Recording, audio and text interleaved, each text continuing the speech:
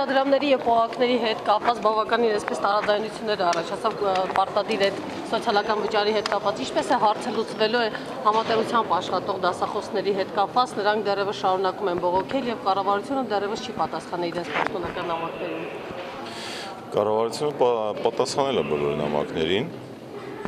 Ինչ վերաբերում է կոնկրետ կատարված փոփոխություններին, պիտի նկատի ունենաք, որ կրթական ոլորտի բարեփոխումների շրջանակներում այդ մոտեցումը որդեգրված էր, որպեսզի պետական ոչ առևտրային կազմակերպությունները վերածվեին հիմնադրամների, քանի որ դրանք ավելի լայն հնարավորություններ են ընձեռում կրթական հաստատություններին, եւ այդ տրամաբանության շրջանակներում այդ քաղաքականությունը շարունակվում է, կարծում եմ դրա շրջանակներում լուծվում է նաեւ այն խնդիրը, որի մասին որ դուք նշեցիք կամ բարձրաձայնվում է։ Այստեղ դարձյալ խտրականության հարց չի դրվում պողակի եւ հիմնադրամի։ Դրանք տարբեր կազմակերպական վիճակ ունեցող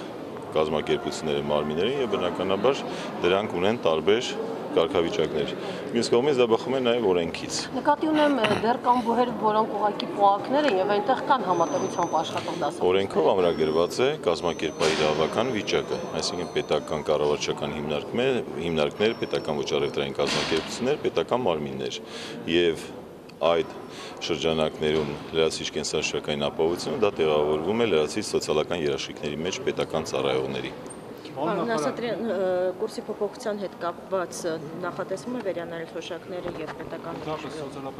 2015 թվականի պետական բյուջեի մասին օրենքը, որը ազգային ժողովը հավանության է արժանացել, գիտեք, որ նախատեսված է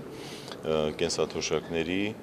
չափերի բարձրացում շուրջ 14%-ով, որը տեղի ունենալու աշխատանքային կենսաշարժ ստացող անձանց համար հունվար ամսից սկսած,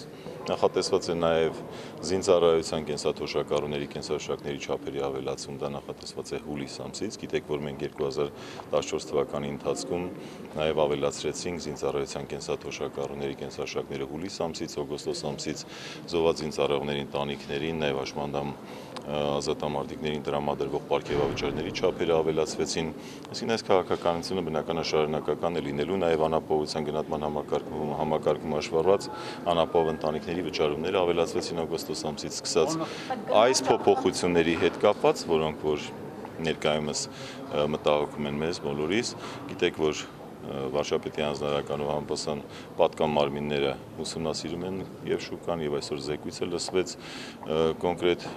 մարմնիով պատասխանատու են նաեւ այդ ոլորտում շուկայի ուսումնասիրություններով եւ դիտարկումների համար արդյոք դրանք տեղավորվում են այն փոփոխությունների շրջանակներում թե ոչ, կարծում եմ բոլոր հնարավոր գործիքները այդ կենտրոնական բանկի կողմից կիրառվում են, որպեսզի խնդիրը կարգավորվի